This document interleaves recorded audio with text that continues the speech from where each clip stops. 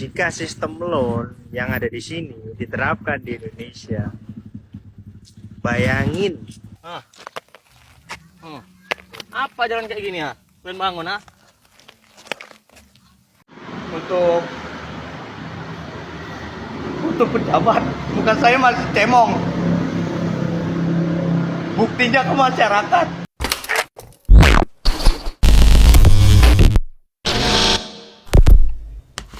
Hai, halo geng, assalamualaikum warahmatullahi wabarakatuh. Berjumpa kembali dengan saya Zainal Satori. Sebelum video ini saya mulai, gimana kabarnya kalian semua? Semoga semua yang menonton video ini baik-baik saja, dimurahkan rezekinya, selalu berpikiran yang positif dan dijauhkan dari mara bahaya oleh Tuhan yang Maha Esa. Di setiap negara itu pasti ada kelebihan dan kekurangannya masing-masing, dan juga apalagi antara Indonesia dan juga Malaysia ini juga mempunyai programnya masing-masing. Menurut saya program di Malaysia itu cukup bagus, geng, keren. Tapi memang tak boleh diterapkan di Indonesia. Semua hal, ada beberapa hal nanti saya tayangkan kepada kurang-kurang semua satu persatu sedetail-detailnya ya. Sekarang kita tengok dulu video yang pertama, yaitu tentang kendaraan. Di Malaysia adalah nih, lihat ya, yang semua pakai mobil nih, setiap rumah parkirnya Oke, mungkin bagi kalian orang Indonesia yang nonton konten seperti itu tadi, kalian akan berpikiran bahwa oh, di sini seperti itu, seperti itu. Namun pandangan kalian akan berubah ketika kalian tahu bagaimana sistem perekonomian di sini itu berjalan. Karena percayalah, dengan sistem yang ada sekarang, Jakarta, kota-kota besar lainnya, Surabaya, Jogja, macetnya udah luar biasa. Jika sistem loan yang ada di sini diterapkan di Indonesia, bayangin seperti apa macetnya. Karena di Malaysia tak perlu untuk jadi kaya kalau hanya ingin punya mobil. Cukup punya slip gaji RM1 3.500 bisa dapat mobil di sini. Coba kalau sistem itu sama, seperti apa macetnya Indonesia? Coba kalian bayangin. Sebab di Malaysia itu sangatlah memadai antara kendaraan dan jalannya itu sesuai, malahan lebih banyak ataupun lebih luas jalannya, bisa dikatakan macam itu ya. Kalau di Indonesia ini dari segi penduduk, infrastruktur, kendaraan dan infrastrukturnya itu lebih banyak kendaraan. Jadi Indonesia ini kalau semua pakai motor aja sudah banyak jam, apalagi kalau pakai kendaraan bermobil ataupun kereta itu, waduh, saya rasa tak boleh. Sebab dari itu tak seberapa banyak lah, banyak tapi orang yang kaya sangat lah yang beli mobil gitu ya. Karena ya kalau kita semua pakai mobil tak boleh jalan, geng, beneran. Di sini tuh jalannya tak seberapa. Sudah beberapa kali sih saya buat vlog ya di jalan di perkampungan saya. Bukan perkampungan sebenarnya, juga jalan antar provinsi, sudah jalan besar tapi saking banyaknya kendaraan jadi macam nampak kecil jalannya dan kendaraannya itu nampak besar, kendaraannya itu nampak banyak sangat. Termasuk tentang horn itu di sini sangat banyak berbunyi, tapi di Malaysia itu memang jarang sangat yang kita dengarkan horn atau klakson kendaraan itu. Ini ada salah satu wanita Indonesia yang sekolah ataupun kuliah mengejar pendidikan university di Malaysia. Dia orang itu memberikan perbedaan jadi driver di Malaysia dan juga di Indonesia. Sekarang kita tengok dulu videonya. Gue lagi on the way kantor lama karena mau nyerahin barang just tip. Bedanya nyetir di Jakarta dan di Kuala Lumpur. Kalau di Kuala Lumpur tuh nggak ada horn atau klakson. Kalau di Jakarta itu udah hal biasa saja. Nah, itu sebagai sign kita buat ngasih tahu, minggir lo gitu. Banyak motor ataupun mobil yang seenaknya, kadang di kanan pelan gitu kan. Jadi kayak for sign, minggir, gue mau lewat gitu. Ya begitulah kerasnya nyetir di Jakarta. Macet tuh udah jadi makanan sehari-hari kalau kerja di Jakarta. semacet-macetnya KL itu lebih teruk macet di Jakarta. Jadi ya senyumin aja. Perjalanan dari rumah gue ke Jakarta tuh 23 kiloan dan ini mengambil masa sekitar 1,5 jam dan gak macet-macet juga pun, jadi ya normal lah. Kinda missing kalau di rumah, but also having a good feeling karena dari tadi. Saya juga sering mengalami berkali-kali, geng. Setiap saya itu berhenti di lampu merah, di lampu hijau itu ya di Indonesia, baru kan lepas merah kan, geng. Baru hijau, baru aja hijau, kita pun baru setat minyak, setat gas, itu sudah banyak berbunyi titit macam itu. Sampai saya tuh banyak kali, geng, sering kali terkejut saya, geng. Saya macam, apalagi kalau saya itu lepas pulang dari Malaysia itu hari betul-betul terkejut. Saya betul-betul ini macam, wah cilaka ini orang. Belum start ini macam baru kuning aja sudah titit macam itu. Wah, sungguh-sungguh mengganggu. Apa karena ini kebiasaan orang Indonesia waktu itu gimana, atau intinya itu dia orang itu memang tak mau kalah, geng, teringin menang sendiri macam itu loh. Ya memang tak semuanya macam itu, tapi rata-rata lah. Kalau korang tak percaya silahkan datang aja ke Indonesia, macam mana caranya. Dan semua video yang saya tayangkan ini bukan berarti saya ini menjelek-jelekan atau mencari kejelekan di Indonesia, melainkan ini untuk membangun, untuk memberikan kesadaran diri kita agar tak terulang hal-hal yang macam itu, agar kita ini boleh menghargai sesama manusia, agar kita boleh mengurangi ego, boleh boleh menghormati dan menghargai lah, intinya macam itu, geng. Bukan hanya itu saja, geng. Kalau program-program di Malaysia itu banyak yang tak boleh pakai di Indonesia, macam cara pengisian minyak ataupun bensin gitu ya. Itu kalau di Malaysia kan layan sendiri, mau yang jenis apapun, yang RON 92, RON 97. Kalau di sini itu macam Petralit, Petramax macam itu, di sana itu layan sendiri semua, yang bersubsidi ataupun yang tak bersubsidi. Tapi kalau di Indonesia, kalau namanya Petralit itu ya, itu pasti beraturnya panjang. Dari pom bensin itu, kalau di Malaysia itu sel itu sampai ke jalan, gitu. Seberapa banyaknya pengantrian minyak yang bersubsidi di Indonesia, itu pun dilayanin. Kalau layan sendiri, waduh, saya rasa memang tak boleh pakai lah. Tapi kalau yang Petramax itu yang non subsidi itu memang kurang, memang tak ada beratur lah, itu sangatlah kurang kalau beraturnya. Tapi tak seberapa antri. Nah, hari-hari ini viral sangat, geng, di Indonesia ya. Ini ada salah satu pegawai PNS itu pegawai negeri sipil macam cikgu yang sudah diakui oleh negara macam itu ya. Jadi sudah berseragam. Dia orang itu beli minyak di pom ataupun sel. Tapi belinya dia itu bawa kereta atau mobil ya. Dia itu belinya cuman Rp10.000 saja. Oh, oke, nggak masalah. Beli siki ataupun banyak itu relatif, tergantung kebutuhan korang masing-masing. Yang membuat ini rame, yang membuat ini viral di Indonesia, karena dia orang itu merekam hal itu di pom, sementara itu sudah pelanggaran ya, merekam. Lepas itu dia itu cakapnya itu terlalu keras, itu pun sudah pelanggaran. Yang lebih parah lagi, dia orang itu macam buat tak nyaman pegawai pomnya, geng. Oke, geng, kalau saya cakap saja mungkin korang tak percaya, langsung saya tunjukkan saja videonya. Lu mau ngapain lu? Bang, 10.000 bang. Iya bang, 10.000 bang. 10.000 aja bang, serius. 10.000 kosongnya bang. Sumpah. Bang kan beli gua, ini mau ngutang kan? Jangan.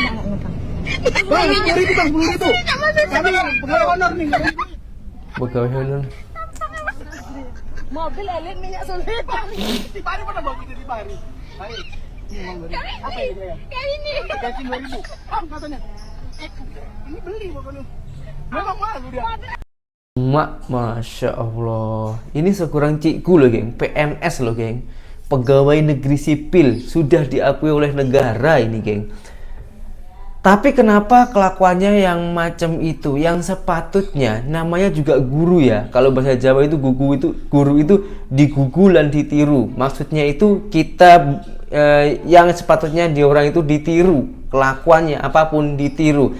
Seorang kalau sudah mendapatkan pandangan dan patut ditiru, sepatutnya memberikan contoh-contoh yang berdampak positif, memberikan contoh-contoh yang bagus, yang baik, agar generasi mudanya nanti akan menjadi orang yang lebih baik juga. Bukannya malah membuat hal-hal yang macam ini karena teringin viral atau hanya iseng, tapi ini direkod dan dimasukkan di media, akhirnya kan rame.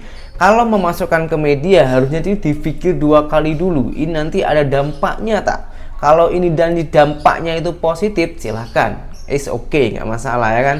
Kalau ini dampaknya negatif dan membuat perkicuhan negara, rakyat seluruh Indonesia, bahkan seluruh dunia, alangkah baiknya simpan aja untuk tengok sendiri ataupun keluarganya. Tengok-tengok sendiri aja macam itu. Bukan hanya itu saja, geng. Ini mohon maaf sekali, yang sebelumnya video ini saya lanjut, saya memohon maaf sekali. Ini bukan berarti saya menunjukkan kejelekan ataupun keburukan orang Indonesia. Saya ini hanya memberikan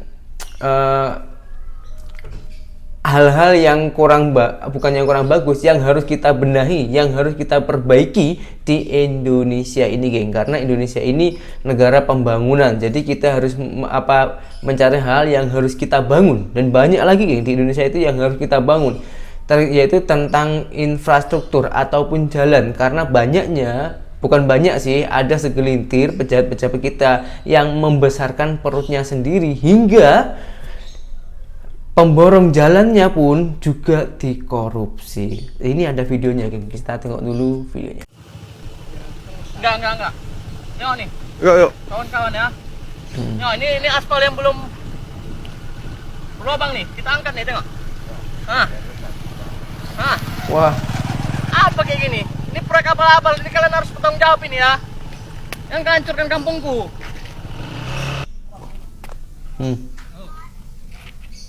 Tengok jalan proyek abal-abal. Bisa diangkat. Pinggir sini, Bang. Ya, tipis betul sini. Oh. wah, pakai tangan pun boleh. Sini Bang, dekat sikit Bang. Yuk.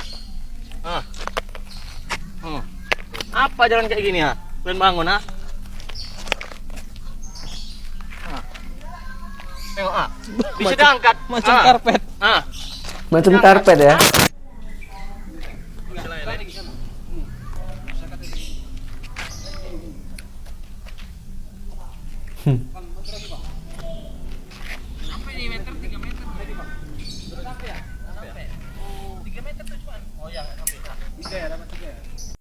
Ya, macam itulah, geng. Kalau dampaknya ingin membesarkan perutnya sendiri, tak memikirkan orang lain, tak memikirkan rakyat, banyak yang lalu situ, geng.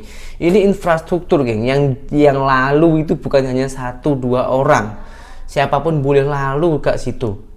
Tapi malah dibuat macam itu. Ini sangat-sangatlah meresahkan warga-warganya ini, geng. Wah, memang parah ya. Tapi saya ulang lagi, ini bukan seluruh Indonesia macam ini, hanya segelintir, sebagian tempat sahaja. Adanya video ini saya tayangkan agar kita, ataupun semoga saja video ini boleh tonton kepada pemborong ataupun proyek-proyek macam itu, agar tak dilakukan lagi. Kalau kerja itu yang amanah, carilah rezeki yang halal, jangan makan uang negara lalu menyusahkan rakyatnya.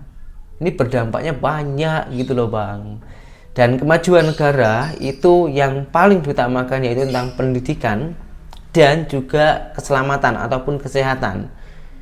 Kalau itu terjaga dengan rapi, dengan bagus, insya Allah negara kita ini juga akan cepat maju. Karena apa? SDM kita ini, SDM itu sumber daya manusia itu boleh meningkat. Kalau kita pandai-pandai, rakyatnya pandai, insya Allah hal-hal yang macam itu tak terulang lagi. Nah, ini di video selanjutnya, baru ini viral sangat di Depok, Jakarta, geng. Ini seorang damkar. Damkar itu pemadam kebakaran. Kalau di Malaysia itu namanya bomba.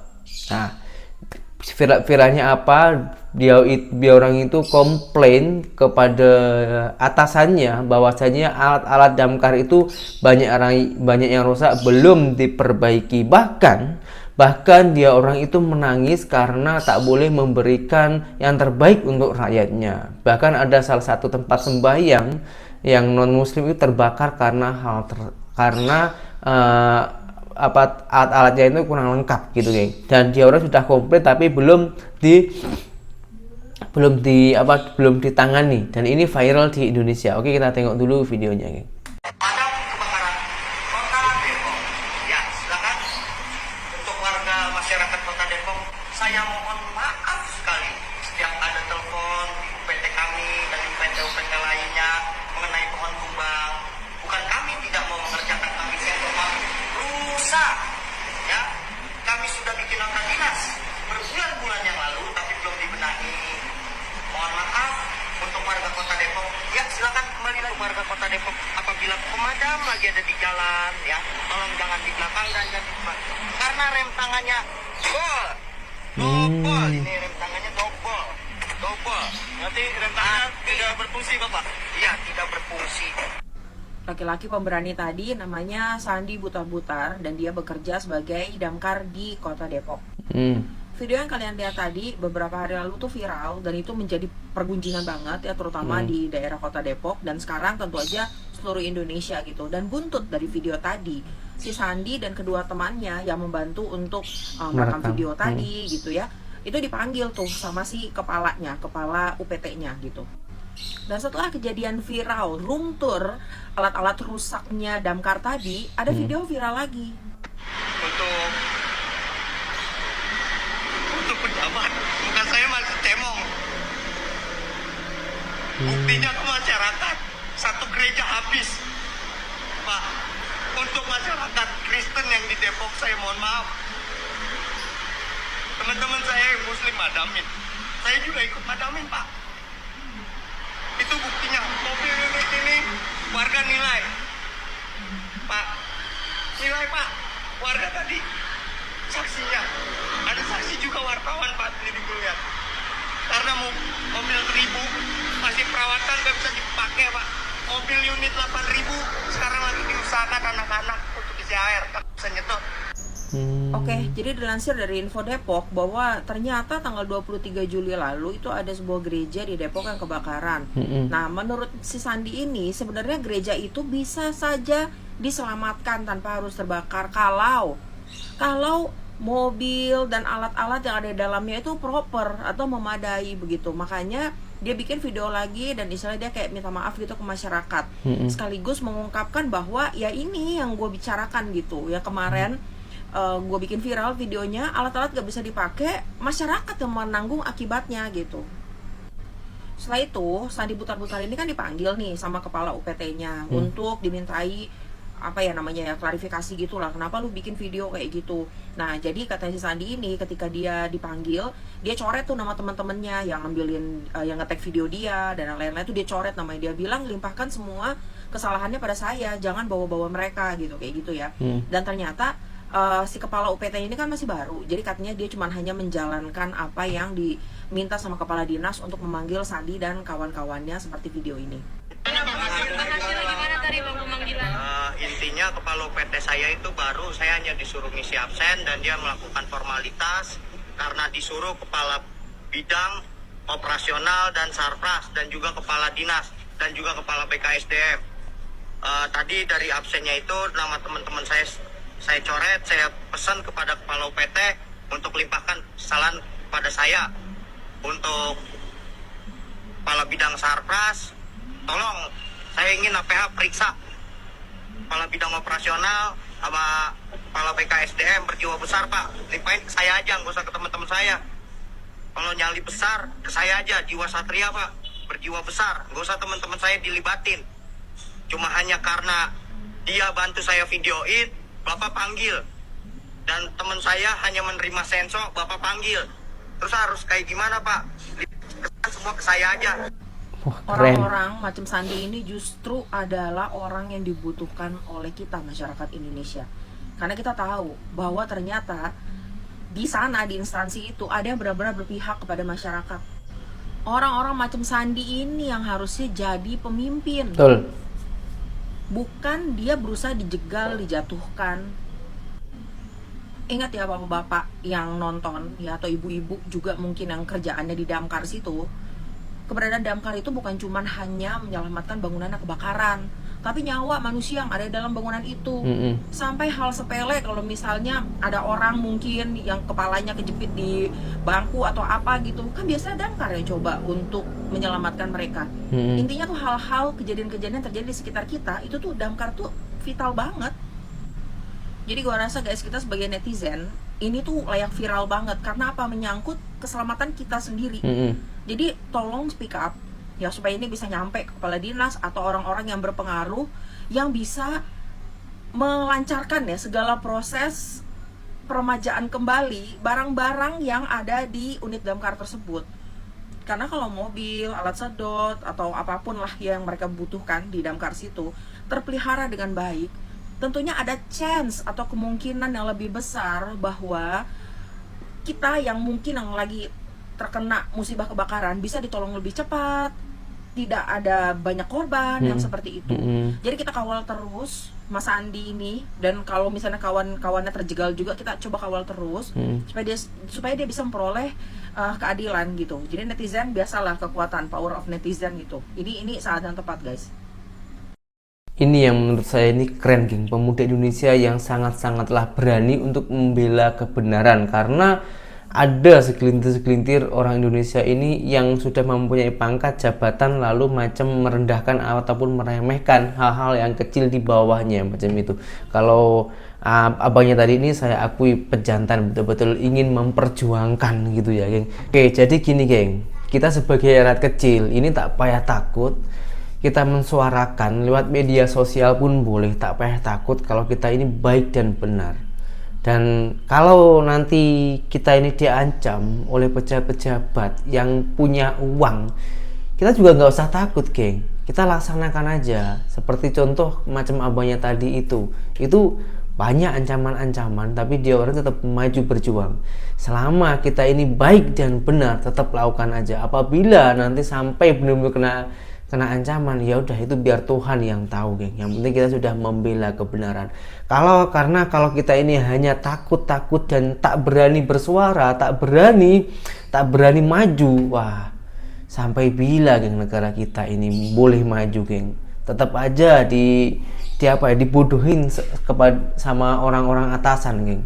Kita ini harus berjuang agar juga kita ini biar boleh saling menghormati, menghargai gitu loh, antara rakyat kecil dan juga pejabat-pejabat atasan. Ya, saya tahu orang-orang yang bekerja di atas sana itu pasti pening memikirkan hal-hal macam ini, karena bukan hanya 1-2 yang dipikirin, banyak, tapi setidaknya itu di suara rakyat kecil ini didengarkan dan juga diperhatikan gitu loh geng ya. Lah ini kalau tengok oleh Mr. RA kalau tengok ini, tak tahu macam mana nanti jawabannya. Semoga aja ini boleh sampai juga di beliau biar ada tanggapan dari dia orang. Oke geng, jadi semua video yang saya tanyakan ini, sekali lagi saya ulang, bukan berarti saya ini menunjukkan keburukan ataupun kekurangan di Indonesia, melainkan ini sebuah negara kita ini tengah pembangunan. Jadi hal-hal yang macam ini yang harus kita perbaiki.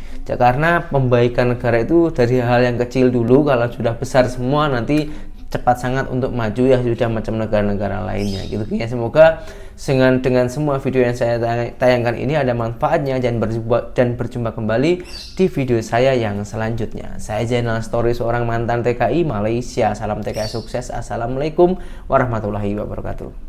Bye bye.